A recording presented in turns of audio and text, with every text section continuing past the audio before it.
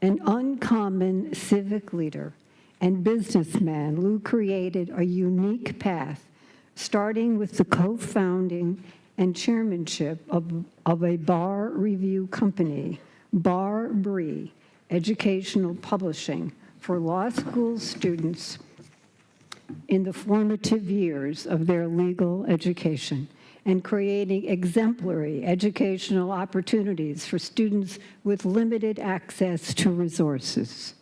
His bold actions and uncompromising focus on equity created lifelong opportunities for students that would simply not have been possible.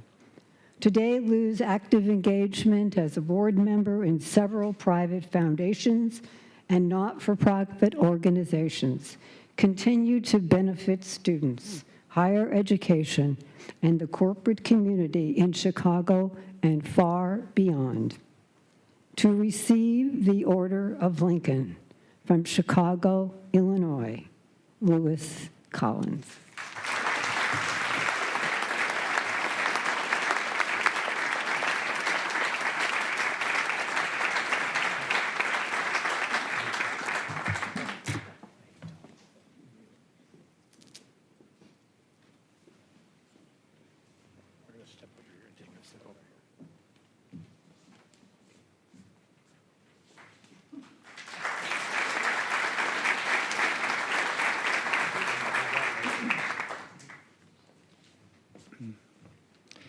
Evelyn, where can I get that tonic?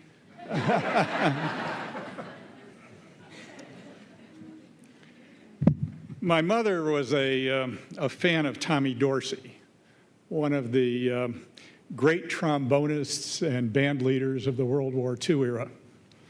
I think she particularly liked to watch him move that slide and listen to those golden notes as they came out of the trombone. Somehow I think she fantasized that I could become Tommy Dorsey. And so one day she bought me a trombone and said, why don't you enroll in the band class at high school? So I did. After the class got rolling, the teacher formed us into a band. Now there were 2 of us in the band that had trombones. The other student was assigned first chair trombone. I was assigned third chair trombone.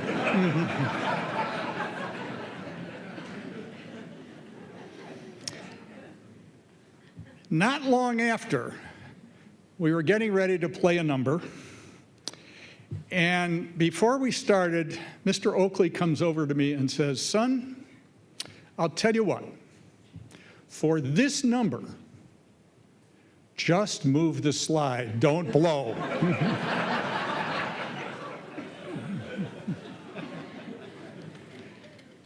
After class, Mr. Oakley came over to me and said, you know, if you want to be any good at this, you're going to have to work much harder. You're going to have to practice many hours. Mr. Oakley taught all of his students that you had to work hard to excel. Now, I got the message, although I directed my efforts elsewhere. I would not be on this platform tonight had I gone down the trombone path. I am on this platform tonight because over the years, I've had the privilege of working with the Mr. Oakleys of Illinois Institute of Technology, the faculty. A faculty dedicated to inspiring students to excel, a faculty dedicated to advancing knowledge through research and scholarship, a faculty whose exceptional work in enhancing lifetime opportunity for students was recently recognized by the Wall Street Journal. I'm on this platform tonight because of my late wife, Marge, who through 52 years of marriage made me the person I am today. I am on this platform because Bob Pritzker and Bob Galvin, 2 of the great industrial leaders of their time, had faith in me to be the leader of the university in a particularly challenging moment in its history. And I'm delighted that Myri and Jennifer Pritzker are with us tonight. I am on this platform because those 2 men devoted so much of their time and energy as leaders of our Board of Trustees. They followed in the footsteps of Philip Danforth Armour, recognized by this Academy as one of the great historical figures of Illinois.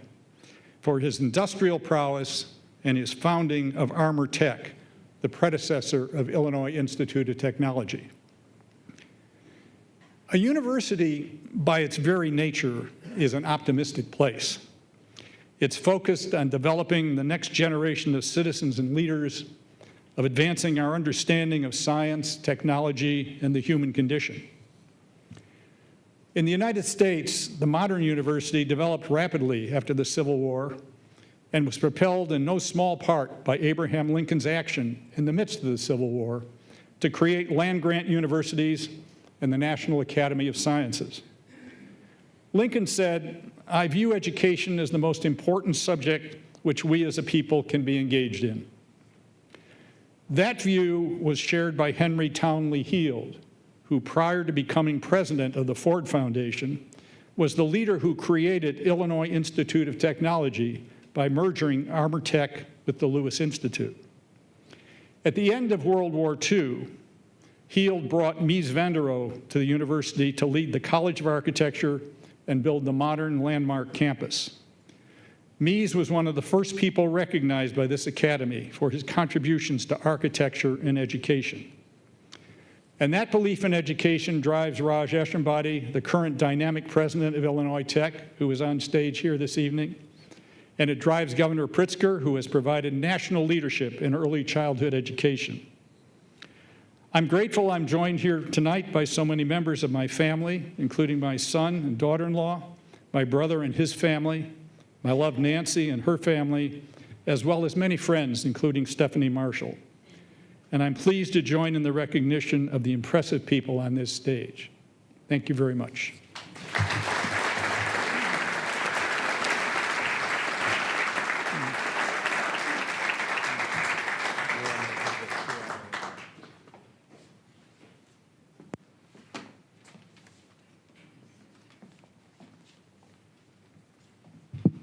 Good evening, everyone. The ancients, long ago, put the symbols of equality and fairness in the hands of Lady Justice. And Illinois' longest-serving female jurist, Rita B. Garman, propelled that tradition forward, forging the way for women in the modern era.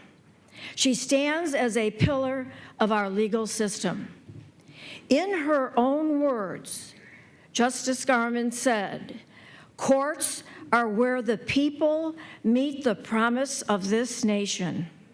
In her most 50 years on the bench, she tirelessly devoted herself to the citizens of Illinois, bringing the highest levels of professionalism as she focused on prompt decisions, increasing the use of technology in the courts, and advocating for judicial education. As one of the only handful of women in her law school graduating class, she made history many times over, serving at every level of the Illinois courts and following in the footsteps of another influential Illinois lawyer, the one for whom this award is named. Her leadership as Chief Justice of the Illinois Supreme Court and her hundreds and hundreds of decisions are a testament to her dedication to others and the people of Illinois. To receive the Order of Lincoln, the Honorable Rita B. Garman.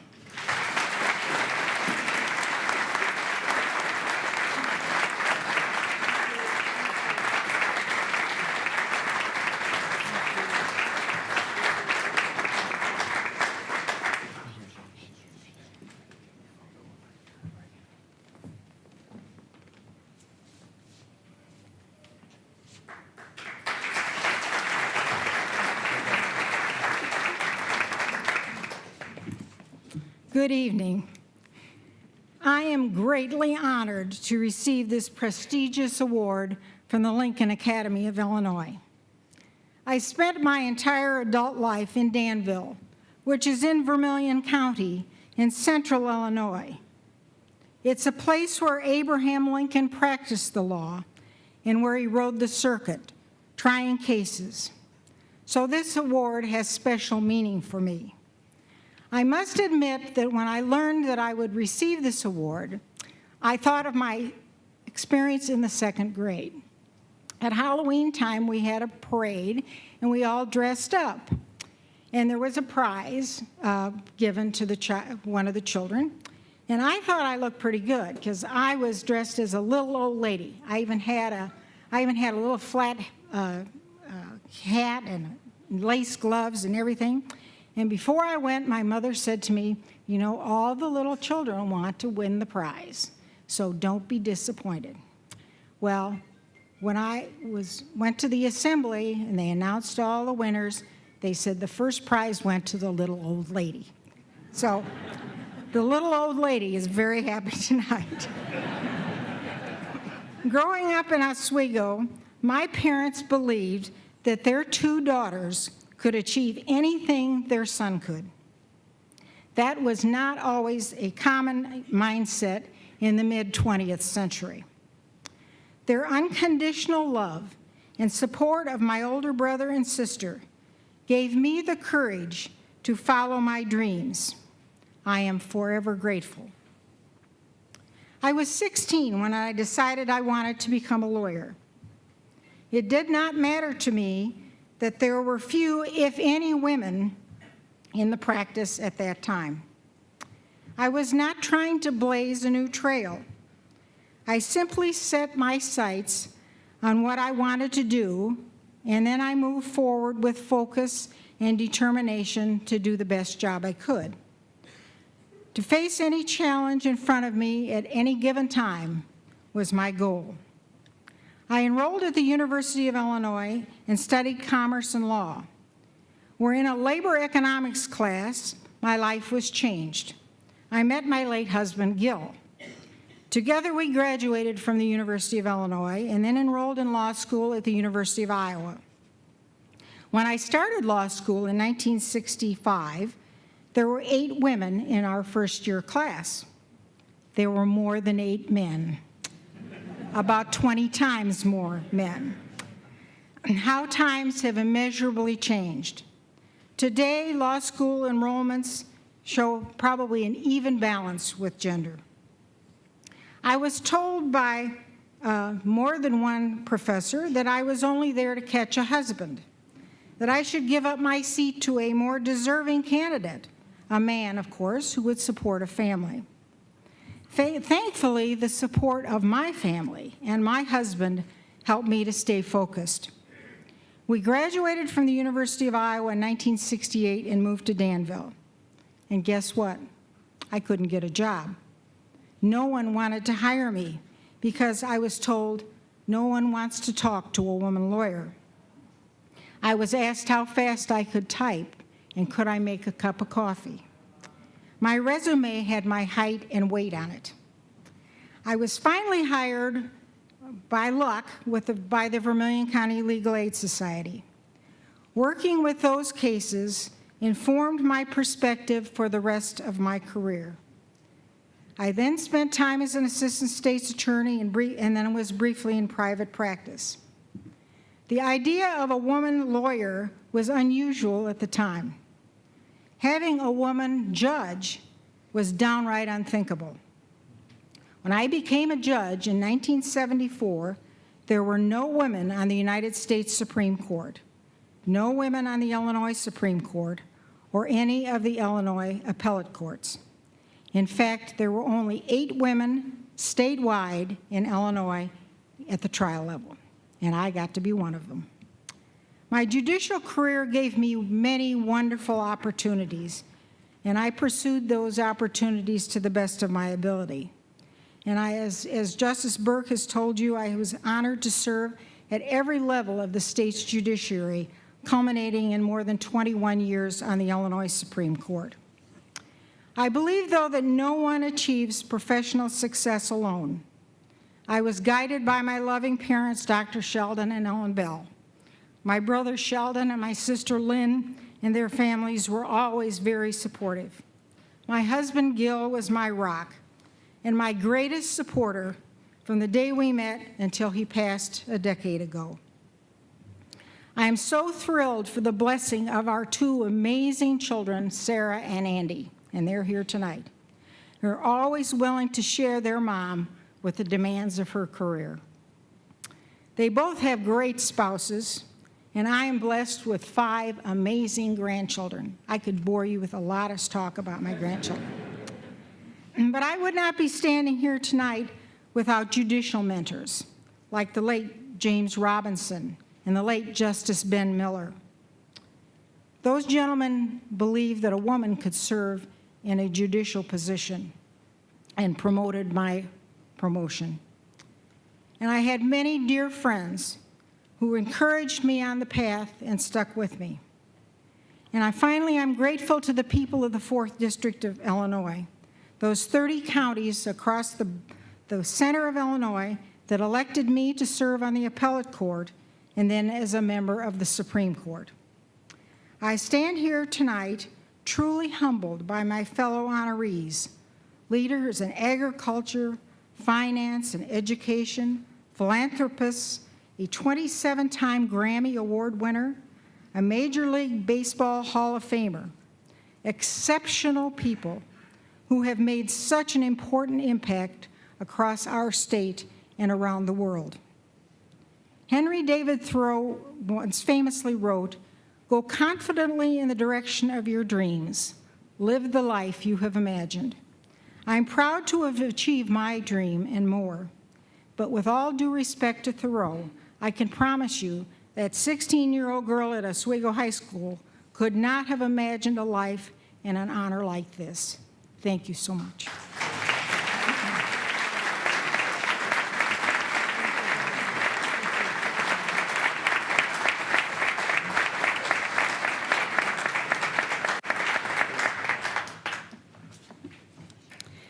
Allison Krauss is an accomplished vocalist and fiddle player.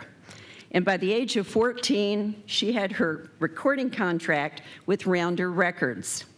Her 12 million records sold include certified platinum and double platinum albums. She counts among her industry honors 27 Grammys with 42 nominations, earning her the second most awarded female musician after Beyonce. She's working on that. 14 International Bluegrass Music Awards, 2 Dove Awards, 9 Country Music Awards, and the National Medal of Arts awarded by the President of the United States.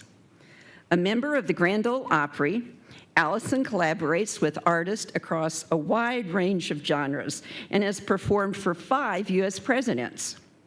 You are sure to know Allison's music from not only her 15 celebrated albums, but her contributions to film and television, which top 165 appearances, including 2 Oscar-nominated performances. She's also the voice of several cartoon movie characters. And this summer, she'll be touring again with Led Zeppelin's Robert Plant. To receive the Order of Lincoln, it is my pleasure to introduce Allison Krauss.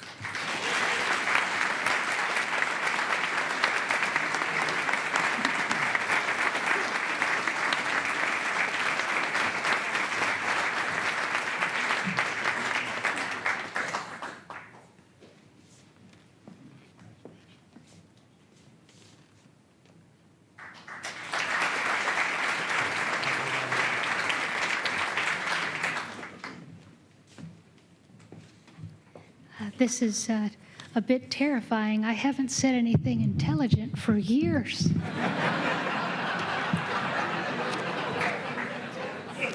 I want to thank the people of Illinois for this incredible honor. And I want to say I was glad I could get halfway in just by being from here, because otherwise I don't know if this would have happened. I grew up in Champaign, where my parents surrounded both my brother and I with a rich musical heritage of the state. We grew up without musical bias, being exposed to the arts and almost every musical genre from a very early age, from the folk songs of the prairies to the blues of Chicago, from Dixieland bands to the symphony. To be recognized by my home state in this way is very humbling. I want to thank the governor and the Lincoln Academy for this recognition. This award also represents the belief, hard work, and dedication of everyone who has supported the idea of the music I've had the privilege to participate in along the way. My family, my bandmates, songwriters, engineers, and those who still support and want to listen.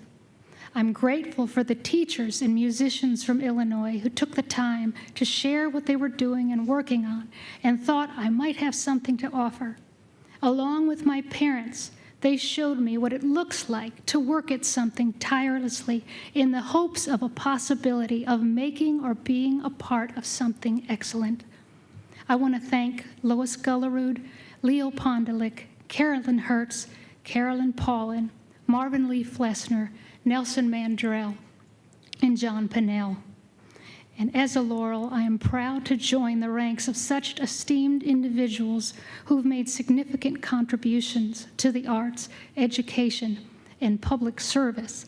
And I'm shocked to be in a room with a judge for a very nice reason, because most times you don't, anyway. And to my fellow Illinoisans, I've lived in another part of the country now for a while, and I'm proud to be from this great state. When people from other parts of the country say, well, you know, she's from Illinois, it's a kind of warning. And I use it, and I say, well, you have nothing to worry about. They're from the Midwest. My mother says the reward for hard work is hard work. When she said it, I didn't understand it, but I believed it, and in return, I've truly enjoyed having the opportunity to work hard at becoming a part of Illinois' incredible musical traditions. Thank you very much.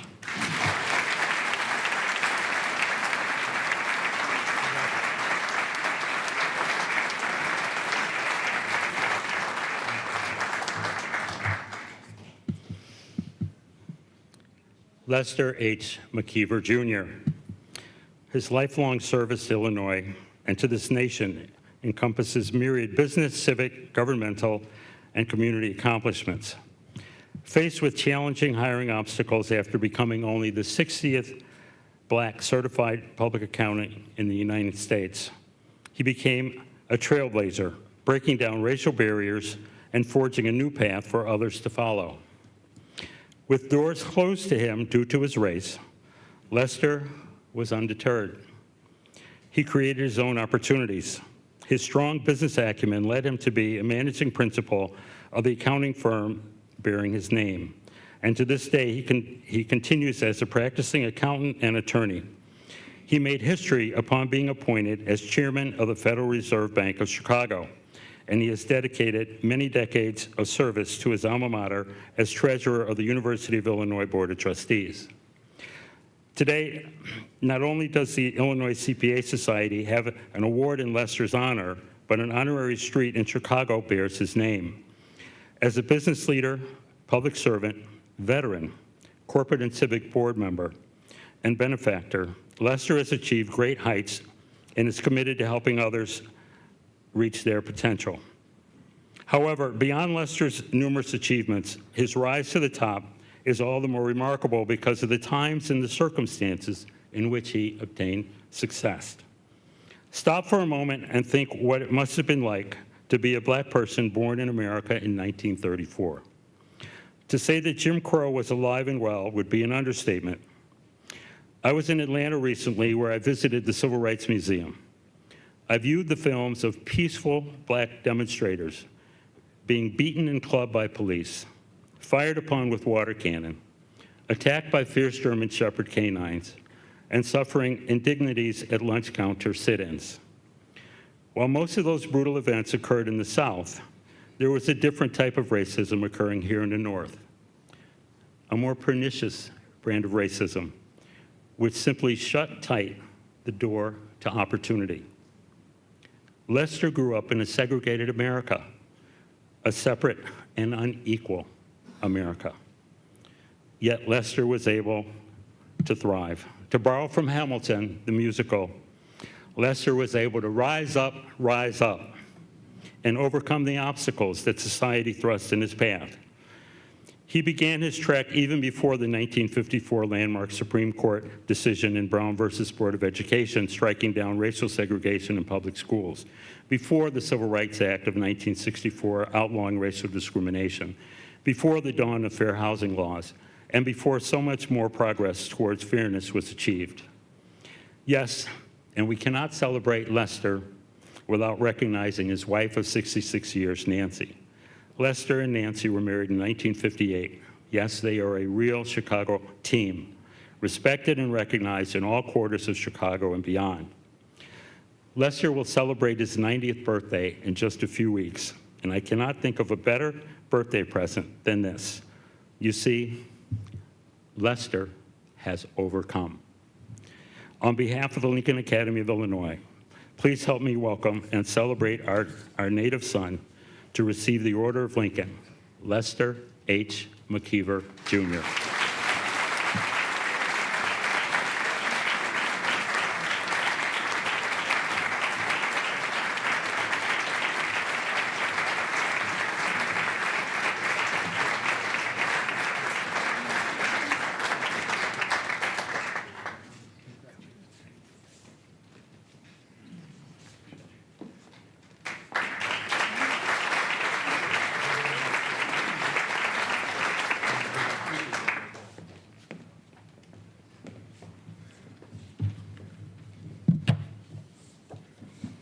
Good evening. Thank you, Graham.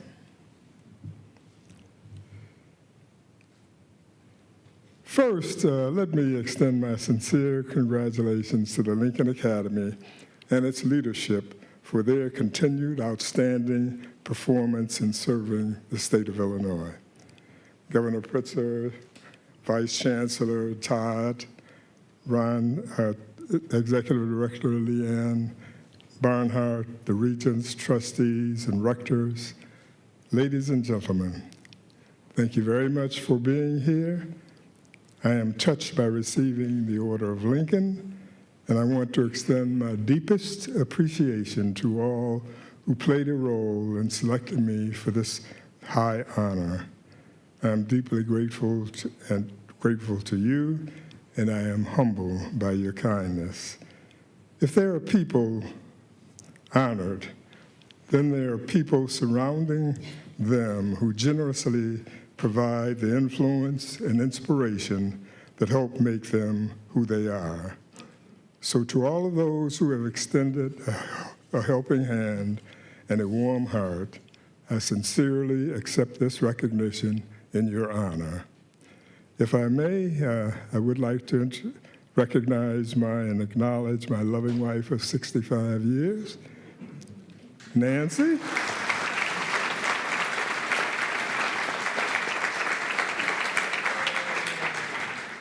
I would also like to recognize my family and express my love to my wonderful son, Stephen, his wife, Candace, U.S. Ambassador to Trinidad and Tobago.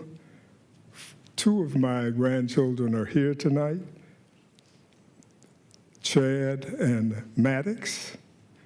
3 are not, Lester, Brent, and Alana. My brother, Marvin, and his wife, Dolores,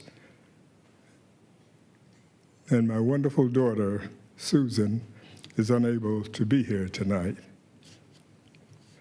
The Lincoln Heritage Museum describes Abraham Lincoln as an exemplar and model of virtue, perhaps more than any person in world history other than religious figures.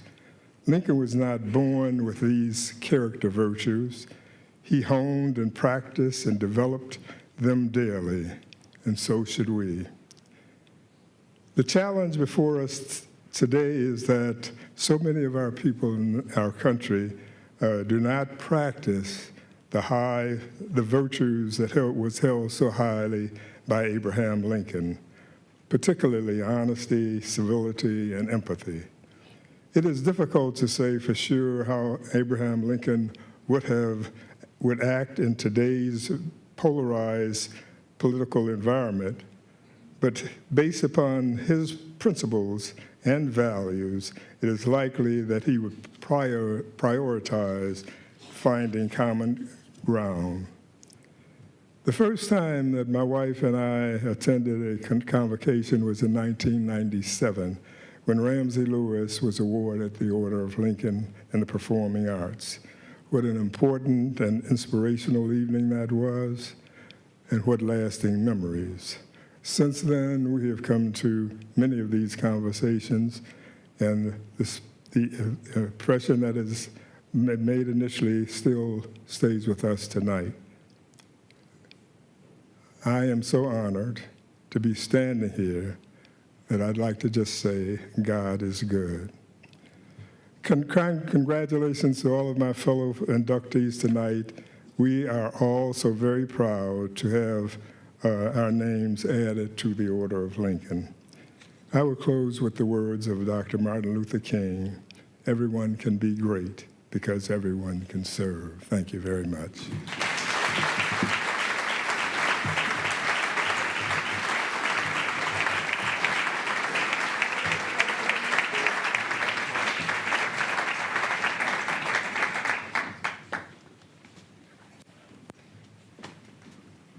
Good evening, everyone.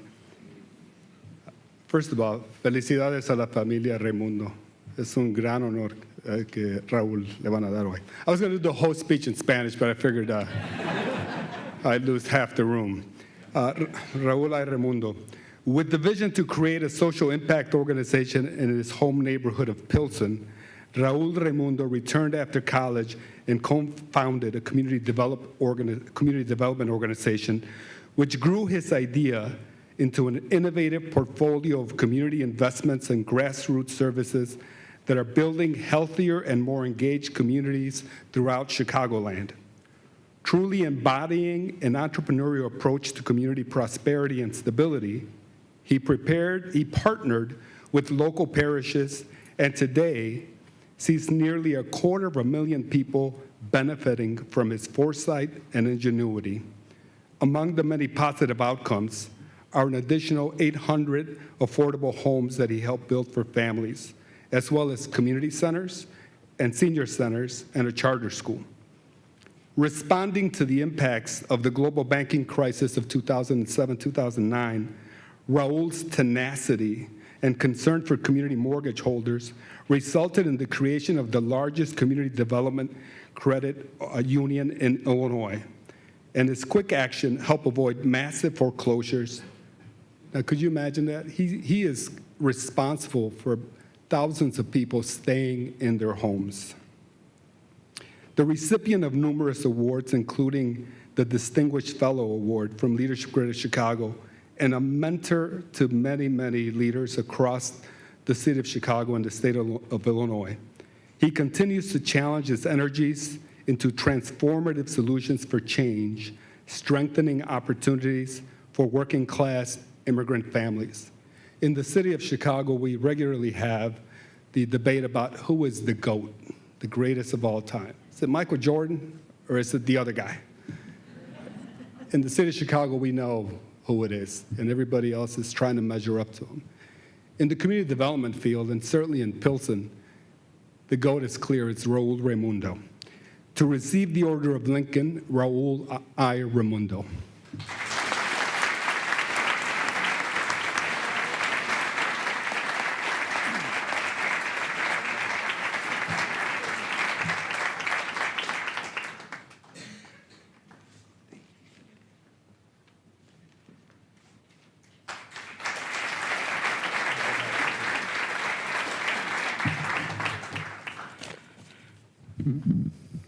Gracias y buenas noches. Thank you, Rick, for your leadership and being a co-conspirator with me in serving others. Thank you to the Lincoln Academy, the Board of Regents, Governor Pritzker, and to my fellow Lincoln laureates. The more I hear about them, the more I am in awe in being in this great group. I am honored and humble to stand out before you, all of you here today. You know, when I started the Resurrection Project, back in 1990, 2 years out of college, I like to tell this story that I was 6 feet tall, 40 pounds younger, and no white hair. Everything but the 6 feet tall is true. And I'm glad I'm coming before Mr. Tomey, who's 6'4".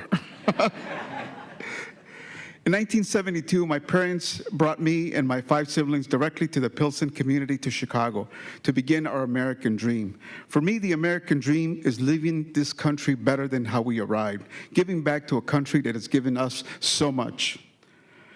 The story of my immigrant is like many other stories of making this country better. Pilsen, where we arrived, as a matter of fact, where I grew up and still live for over 50 years, has always been an immigrant working class community. It was founded by Eastern Europeans, Slovenians, Czechoslovakians, Lithuanians, Croatians. Within a mile east-west, mile north-south, there were 15 different faith institutions, Catholic institutions founded by working class immigrants.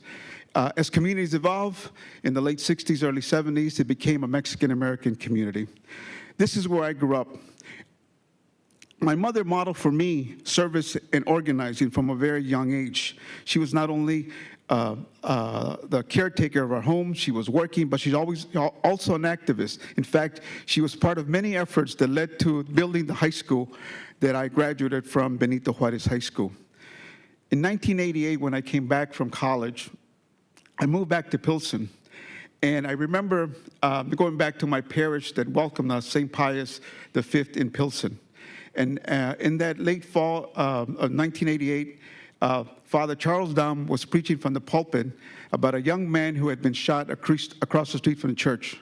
And he was asking, what are we going to do about it? Are we just going to pray and pray that the problem goes away, or are we going to do something about it? That kind of like, whoa, he's right. Because I had had friends who never made it through their 18th birthday at Benito Juarez High School. That really moved my spirit, and he challenged me to act on my faith and values. 2 years later, I was involved with him and many other priests in the neighborhood to help build the Resurrection Project. Our challenge from the beginning was not to move to a healthier community, but to build one, and to build it with the tangible assets and the non-tangible assets that exist in the community. Yes, there are always problems. Yes, there are always needs. Yes, there are always issues. But also, I would challenge everybody to understand that in any community, there are tangible assets and non-tangible assets. In our community, the tangible assets were the churches, the geographic location of the community, access to transportation. But equally important were the non-tangible assets, the culture, the values, the spirit of the community, the people wanting to do something for themselves. And yes, from the get-go, as we build on our strengths, we were also looking to build beyond our community. In every crisis, we have been challenged by different things, whether that be COVID, financial, or most recently, the humanitarian immigration crisis. We have created opportunities to lead differently with passion, character, and commitment necessary to build change. Today, as a matter of fact, we are partnering with the White House, with the state of Illinois, the city of Chicago, and we are leading partner in creating work permits for recent arrivals. In fact, over the last 5 months, we have registered over 6,000 families to apply for work permits. And also, as a co-founder of the American Business Immigrant Coalition, we are leading the advocacy to also provide work permits for long-term immigrants who have been here for many years, contributing to the social fabric, to the economy of this country, and paying billions of dollars in taxes. I want to thank Governor Pritzker for his leadership in making Illinois a welcoming state for all, and also in supporting our campaign, We're Here to Work for Everyone. You know, that credit union that Rick mentioned, let me give you an example of what we're talking about. We did just not help thousands of families stay in their homes, but years later, we have provided thousands of more opportunities, mortgages to many immigrants to be able to build wealth by buying a home with less than 0.5% delinquency rates. What does that mean? Many of these families are paying property taxes, sales taxes, income taxes, strengthening neighborhoods, strengthening the economy of this state. Allow me to, for a moment, to thank many people who, in the audience, who I believe were instrumental in my life as a servant leader and deserve a piece of this award. Starting with my parents, Jose Maravilla Guadalupe, who are right here in the front.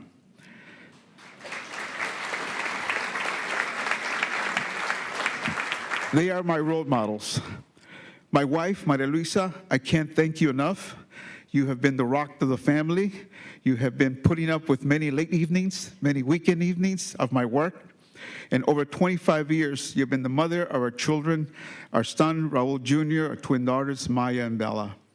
In the audience also, I have my spiritual guidance, Father Charles Don, Father Don Evans, who are also co-founders of the Resurrection Project. Thank you also to our past and present board members, our staff, to my colleagues, partners, donors, allies, friends, and for all those years who have challenged me and aided me throughout my career. In 2025, the Resurrection Project will mark its 35th anniversary. I invite you all to join us as we continue to uphold our legacy of service and excellence. There's still more to be done. I may have more white hair, I may be 40 pounds older, but as a servant leader, I will never stop serving others. Juntos adelante, together forward. Gracias.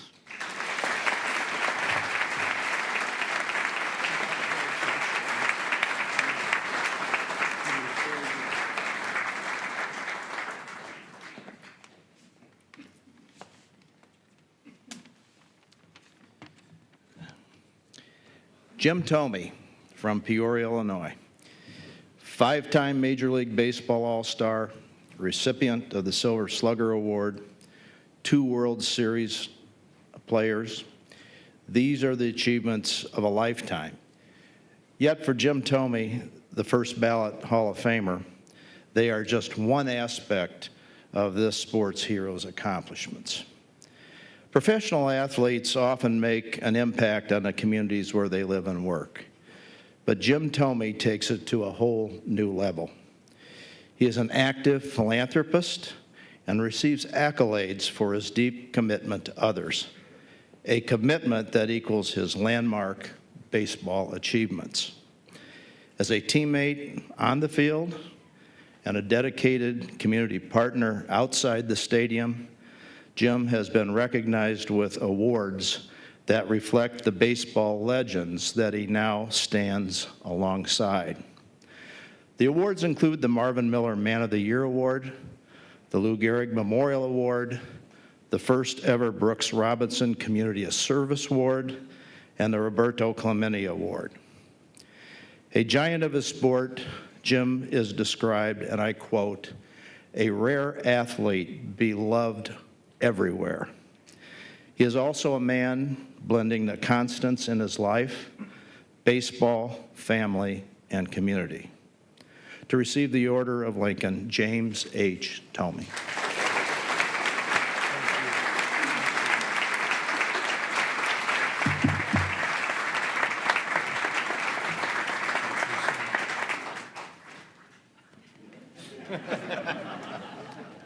Thank you, guys.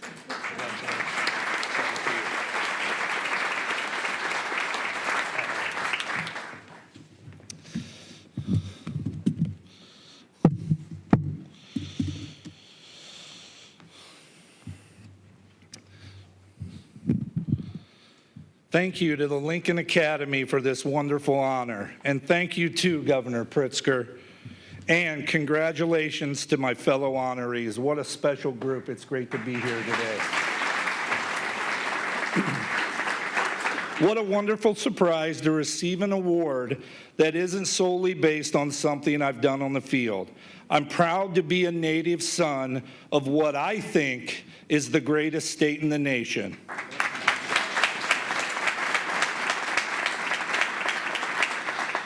When people who aren't from here think of Illinois, they might think of our great universities, our rich farmland, and of course, Chicago and all its world-class city has to offer. But as someone who was born here, my roots run deep. And as I reflected on why I'm so honored to receive this award, the memories flooded back like a home movie of the drives up I-55 from my home on South Crest Drive in Peoria, when my dad and I would come up for the afternoon to catch a Cubs game. And I would stare out at the boats on Lakeshore Drive and marvel at such a place that was only a short drive from our humble home. And then years later, a different drive as a nervous 18-year-old sitting in the back of my parents' car as they drove me south through Springfield and Carbondale and then into Florida as I would begin my professional career with the Cleveland Indians. I didn't say a word, just sat there dreaming about my future, but already a little bit homesick. Throughout my baseball career, one thing remained constant at the end of each season was my annual drive home through Peoria and out west to a place that always brought me peace, my lodge. It's a sacred getaway to our family, and I still enjoy to this day when we need to recharge our batteries. I can jump in my truck and head south, doing that drive Dad and I used to do in reverse, stopping in small towns like Kickapoo or Lakin or Gridley for a cup of coffee and a fresh bag of beans. I have more mugs from those little towns than any man should. Just ask my wife. I was fortunate enough when I retired to have another reason to stay here. When my friend, mentor, and boss, Mr. Jerry Reinsdorf, extended the opportunity to come work for him. Thank you, Jerry.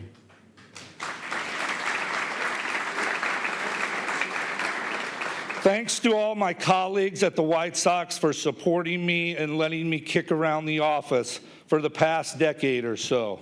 I've learned so much, and I'm very grateful.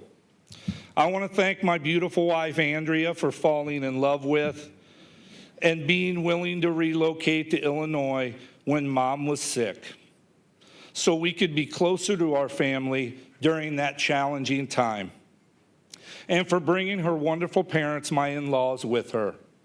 We've raised our 2 children here, our daughter, Lila, and our son, Landon.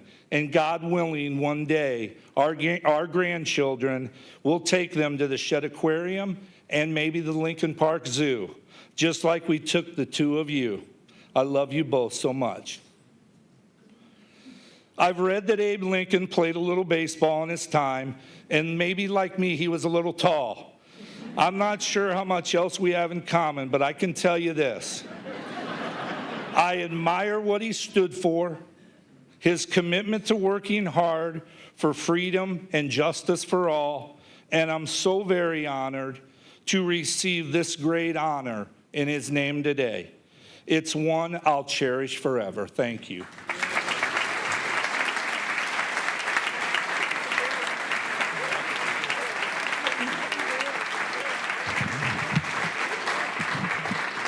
If all the laureates could come, we're going to do a group photo right over here.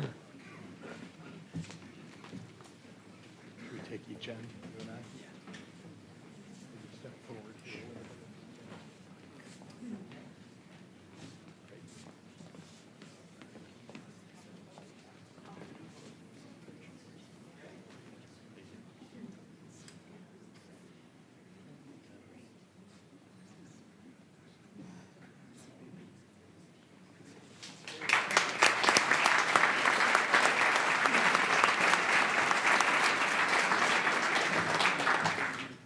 Wow, is all I have to say. I now have the privilege and the honor to introduce a man who needs no introduction, our governor, the Honorable J.B. Pritzker.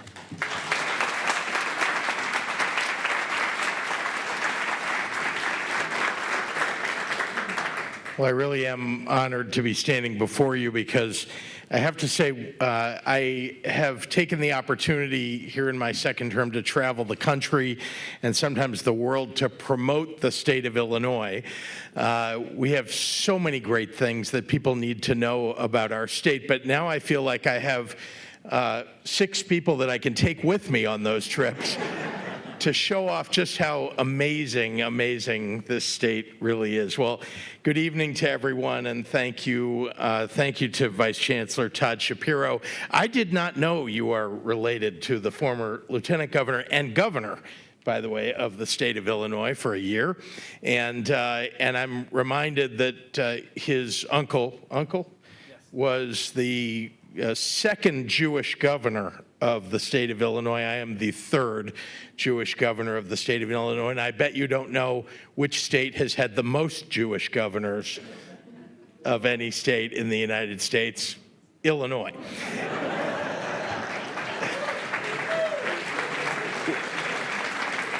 But we have Sam Shapiro to thank for that, just to be clear.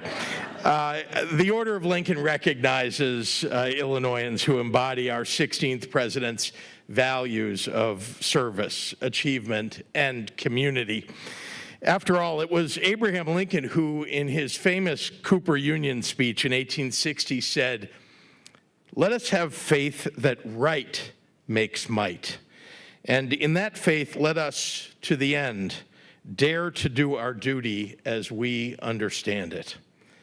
These 6 inductees are people who dared to do their duty, and our state and our country are so much better for it.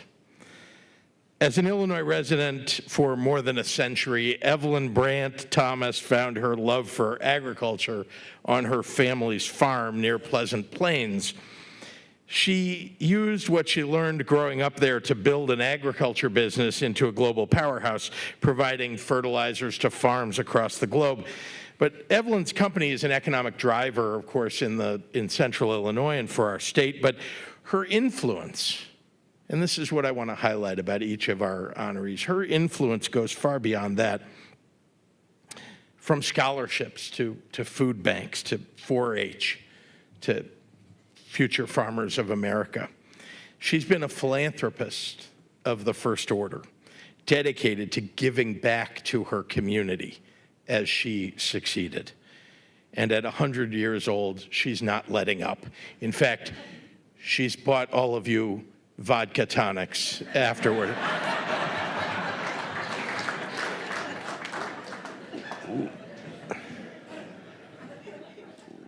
Lou Collins stepped in to transform and revitalize the Illinois Institute of Technology, and that really can't be highlighted enough. It was an institution in great peril when he took over. And of course, the Chicago-Kent College of Law, which he ran before he ran the entire university. These are 2 landmark Illinois institutions that produce some of our state's finest graduates. Undaunted by the financial challenges that he inherited, I'm not saying it wasn't hard, but he had the courage to take them on. And when he took on that role as president of what's now called Illinois Tech, he stabilized and rebuilt it while maintaining a focus on accepting and ensuring that those who could least afford a higher education would be among his highest priorities. He has been a mentor, a teacher, and a friend to countless students who he helped achieve their dreams. And I will say, as a side note, he's been a friend and mentor of mine. Rita Garman served Illinois as a judge for, as you heard, for nearly half a century, including a couple of decades as a justice and leader of our state Supreme Court. She's a trailblazer in the legal profession and as an inspiration to women and girls across our state who wish to pursue a career in the law and who are breaking through glass ceilings every day. She has been a profound example of perseverance and determination, dedicating a lifetime to the call of public service. Alison Krauss, well, Beyonce's got nothing on you. 27 Grammy Awards. Think about that. And all the other awards that you heard about. It really is quite impressive. But the beginnings were in a fiddle competition at the Champaign County Fair. Her storied career as a singer, I want to say a bluegrass country singer, but every genre, and a fiddler, spans collaborations and decades, and has left an indelible mark on not just the music industry, but on fans across the globe. Lester McKeever became just the 60th ever black certified public accountant in the United States in 1960, at a time when the world seemed to put up every barrier between him and success. But he was undaunted too. He defied the odds. For decades, Lester has broken new ground in the accounting and financial management sector and the public sphere, building a highly successful business career, but also serving as the chairman of the board of the Federal Reserve Bank of Chicago and giving back to his community, to our communities, on the boards of higher education institutions and the Chicago Urban League. He's set an example for countless young people who he has personally lifted up and nurtured. Raul Raimundo reminded me in his remarks this evening that all of us are imported immigrants, sometimes not by choice, to this country, all of us. And he mentioned the Ukrainian community. My family arrived here escaping Russian oppression. People were being killed in my family's community in Ukraine, and my family arrived with absolutely nothing. Didn't speak English, didn't have a penny, lived in the sub-basement of the Chicago train station, and it was people like Raul Raimundo in that day who allowed my great-grandfather to, during his lifetime, go from having nothing and not speaking English to becoming an attorney and having 3 children who all became attorneys. I'm sorry. And my grandfather, who had 3 children, 2 of the 3 became attorneys. You can see there's a disease in my family. My father was an attorney, and he had 3 children, and 2 of the 3 of us became attorneys. Again, my apologies. Good news, we don't practice law. But it was people like Raul Raimundo in those days who made that possible. And so think of what will happen through the decades from now for the families that are arriving here today. Jim Thome hit homers for 22 seasons in Major League Baseball and a 5-time All-Star, Hall of Famer, a power hitter. But if you ask people that know him, ask coaches and teammates and friends and family, what they think is that his greatness is more about the man behind the glove. One of Illinois' all-time great professional baseball players, no matter what team he played for, Jim always returned to his hometown of Peoria to visit his high school virtually every season, never forgetting his roots and constantly giving back to the community. He has been an extraordinary philanthropist, not just with resources, but with his time, and he's always been thought of as gregarious, humble, and kind. That, I think, is what we should remember about Lincoln laureates, that they're special, each one of them. They're special for their personal contributions to our state, to representing what is best about the people of Illinois. And I can't tell you how proud I am to be governor of a state that is producing this kind of talent, these amazing people. The Order of Lincoln celebrates each of these extraordinary individuals for their accomplishments and for their character.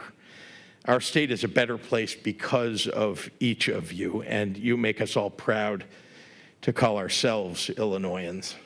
And as president of the Lincoln Academy of Illinois, and on behalf of the 13 million people of our great state, I congratulate you, and I thank you for setting such an excellent example for all of us. And with that, I'll turn it back to Vice Chancellor Shapiro. Thank you.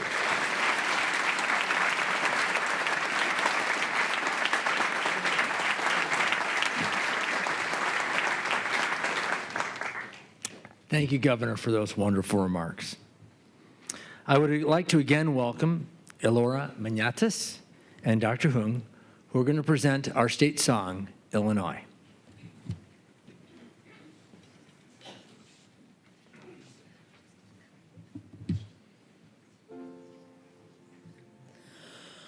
By thy river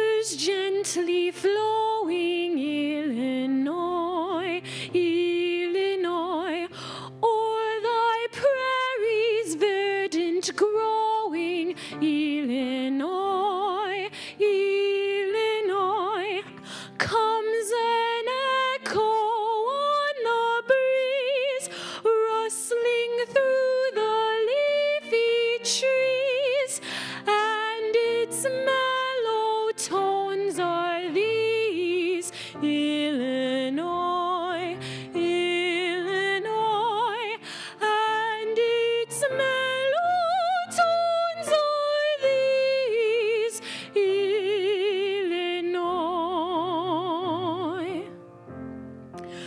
What without thy wondrous story, Illinois, Illinois, can be writ the nation's glory, Illinois, Illinois, on the record of the years, Abraham Lincoln's name appears, Grant and Logan and our tears, Illinois, Illinois, Grant and Logan and our tears, Illinois.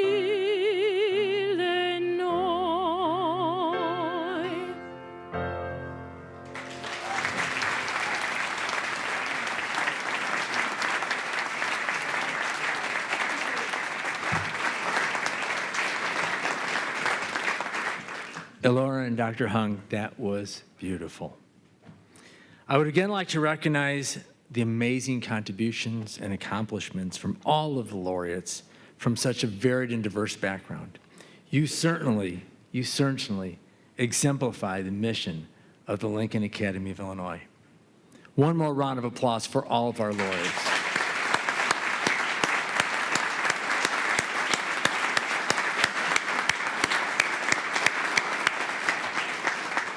So we were supposed to be done at 7. So I'm not going to do Jimmy Kimmel and waste the next 7 minutes. We're getting into some other areas. I do want to welcome everybody. We are going to be adjourning to the Guild Gallery outside the theater here for reception. That will go until 8 o'clock, when we will be going up to the Morris Genius Chicago room on the second floor for dinner. So we will be leaving. Please, the platform party is going to recess. I ask everyone to remain seated until the platform party recesses. If I see anyone, stand up before we're out of here. With that, thank you very much for participating tonight.